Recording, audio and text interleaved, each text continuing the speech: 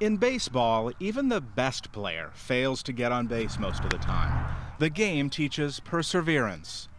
On this night, we found two physical therapists, a cardiologist and neurosurgeon in attendance. An impressive representation of the medical field, considering it's featuring high school freshmen. They're all watching number 12. I always had this just opinion I was going to be okay.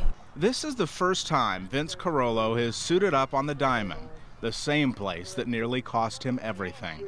Nearly a year ago, he was face down in the infield, motionless. He'd slid headfirst, catching his head on the knee of the third baseman. He broke his neck. All signs pointed to paralysis. I think this is nothing short of a miracle.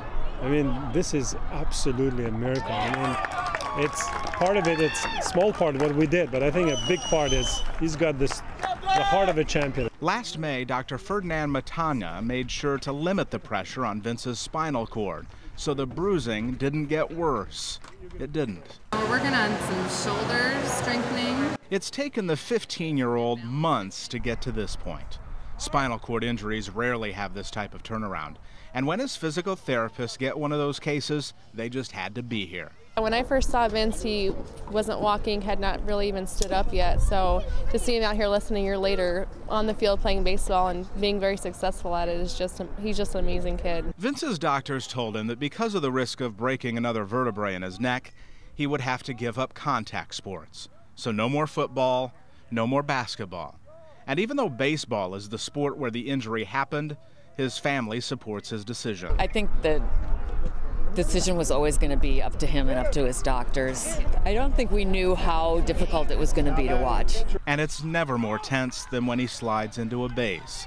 His mom, Mary, whispers to herself, "Feet first, feet first."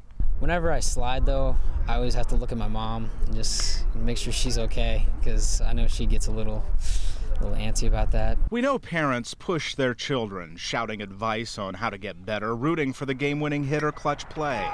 And that's true for Vince's father before the injury. But now, I marvel at watching my son walk and run out to his position and give his teammates a high five. Just those basic, simple physical activities.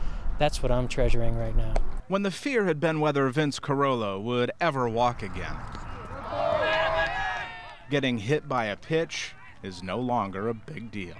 With photographer Leanne Moorman, Brian Mastry, Channel 6 News.